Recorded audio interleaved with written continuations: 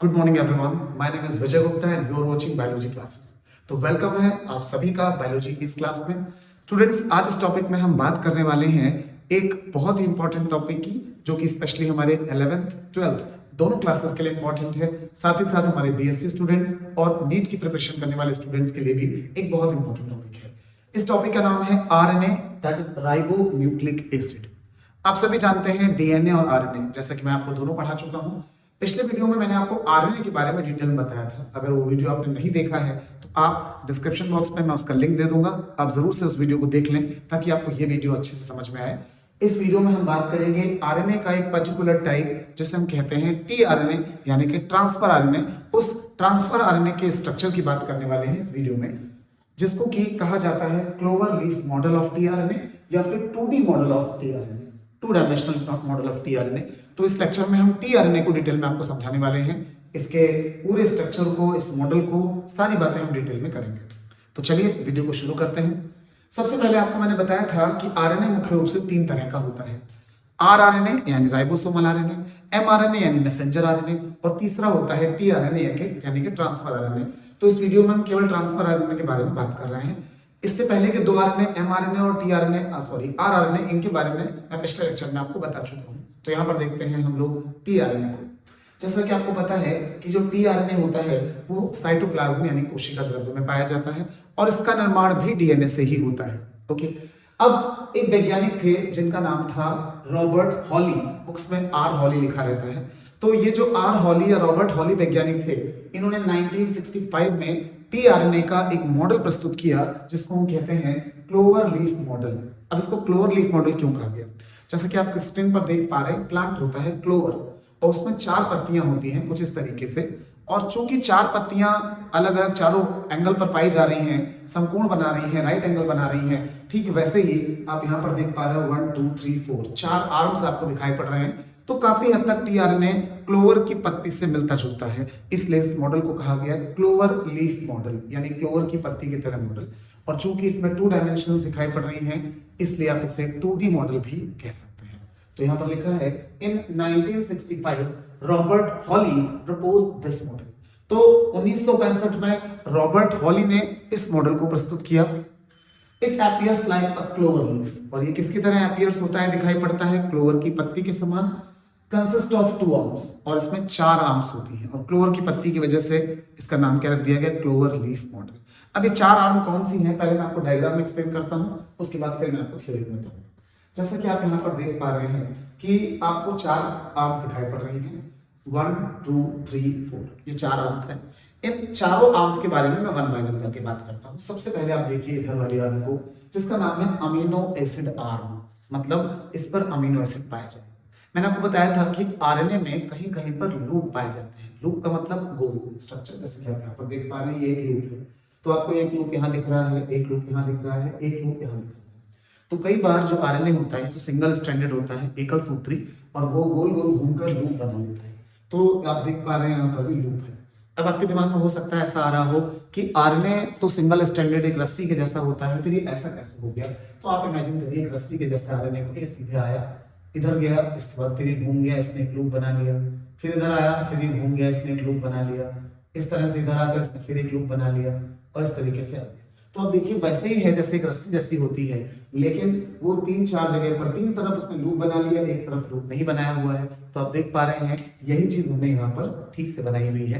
तो आप समझ लीजिए यही आरएनए है जिसको इस वे में हमने यहाँ पर दिखाया है। अब तो 3 आर्म्स पर तो लूप पाए जा रहे हैं, लेकिन जो हमारा पहला आर्म है जिसका नाम क्या है, अमीनो एसिड आर्म, इस पर कोई लूप नहीं पाया जा रहा है। अब इस पर लूप नहीं पाया जा रहा है, लेकिन इस पर एक बहुत इंपॉर्टेंट चीज पाई जाएगी जिसको हम कहते हैं अमीनो एसिड। और आपको पता है, जैसे कि मैंने अपने प्रोटीन सिंथेसिस वाले वीडियो में बताया था कि टीआरएनए का मुख्य काम क्या है, ये राइबोसोम पर अमीनो एसिड को पहुंचाता है, जिससे प्रोटीन का निर्माण होता है। प्रोटीन सिंथेसिस के टॉपिक को आप वीडियो को देख लें, आपको बहुत अच्छे से मेरी ये बात समझ में आ जाएगी कि टीआरएनए क्या काम करता है। तो टीआरएनए का जो ये वाला आर्म है जिसको हम अमीनो एसिड आर्म कह रहे हैं, इस पर एक अमीनो एसिड लगा होगा।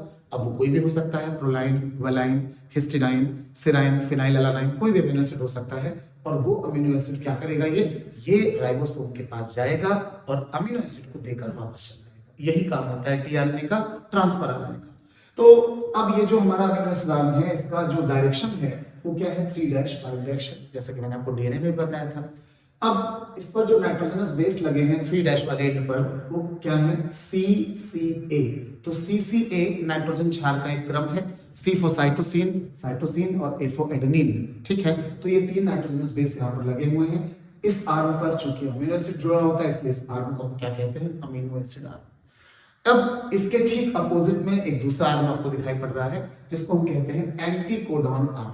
अब ये एंटीकोडॉन आर्म क्या होता है, देखिए स्टूडेंट्स, जैसे कि आप देख पा रहे हैं इस आर्म पे यहाँ पर एक लूप बना है और लूप पर ये 3 बेस पेयर लगे हैं। ये कुछ भी हो सकते हैं, जैसे कि मैंने आपको जेनेटिक कोड में बताया था। तो ये बेस पेयर कुछ भी हो सकते हैं, एग्जांपल के तौर पर एडेनिन, ग्वानिन, थाइमिन नहीं होगा, थाइमिन आरएनए में नहीं होता, वो केवल डीएनए में होता है। आरएनए में थाइमिन की जगह पर यूरेसिल पाया जाता है, ऐसा मैंने आपको पिछली वीडियो में बता दिया था। तो यहाँ पर एडेनिन, ग्वानिन, यूरेसिल या फिर थाइमिन आपका ग्वानिन पाया जाएगा, एडेनिन पाया जाएगा, यूरेसिल पाया जाएगा। तो ये यहाँ पर नाइट्रोजनस बेस पाया। तो अब हम बात करेंगे दूसरे आर्म की। अमीनो एसिड आर्म के अपोजिट का जो दूसरा आर्म है उसको कहते हैं एंटीकोडॉन आर्म।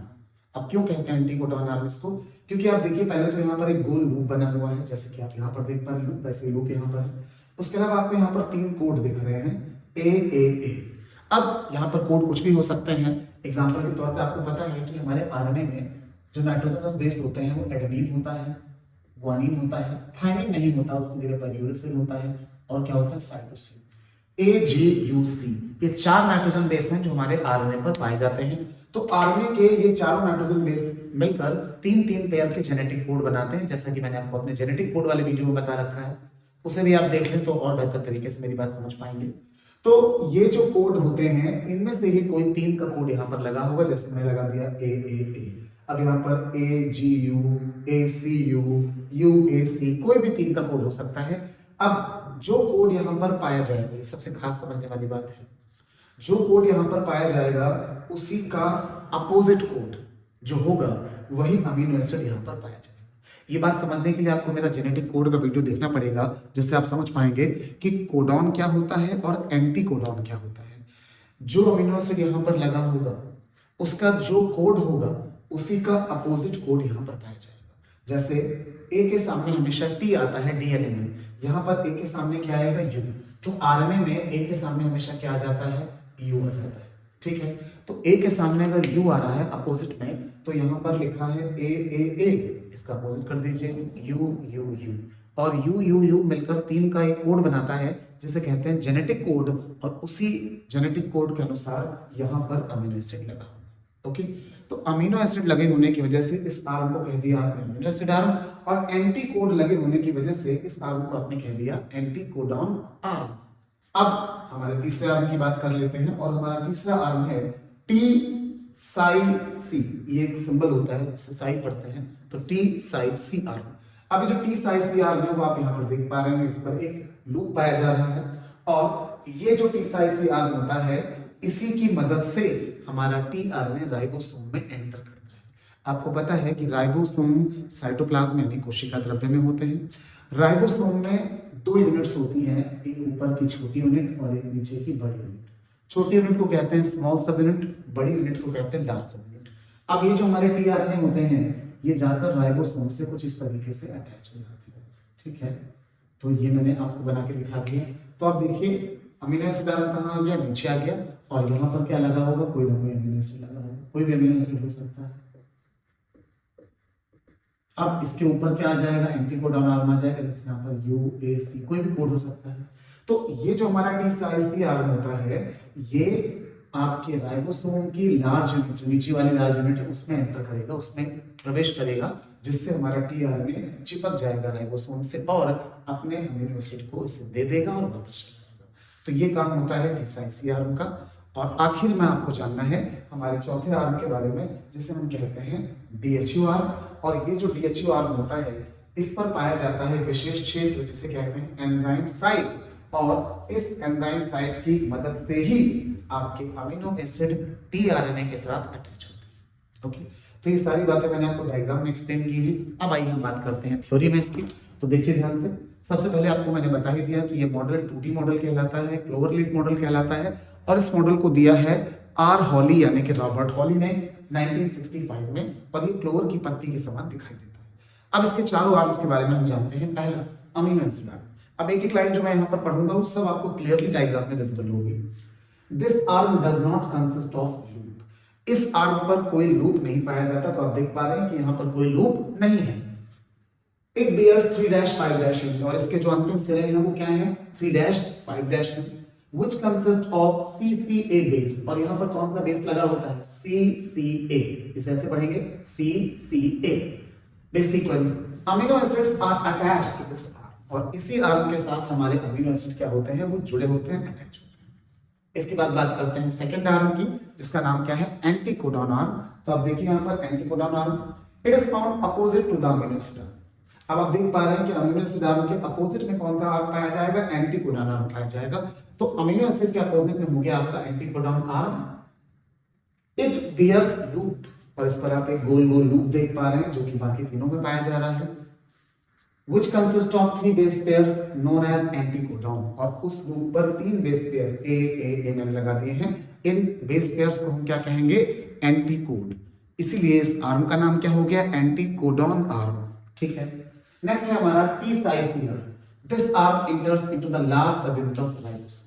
तो ये जो हमारा टी साइज आर्म है, ये हमारे राइबोसोम की लार्ज वाले यूनिट के अंदर एंटर करता है। कब, जब प्रोटीन सिंथेसिस की प्रक्रिया हो रही होती है।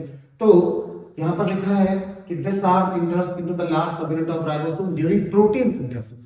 प्रोटीन संश्लेषण के समय, प्रोटीन निर्माण के समय ये वाला आर्म ही हमारे राइबोसोम की, यानी ये राइबोसोम है, इसकी बड़ी वाली यूनिट में प्रवेश करने का काम करता है।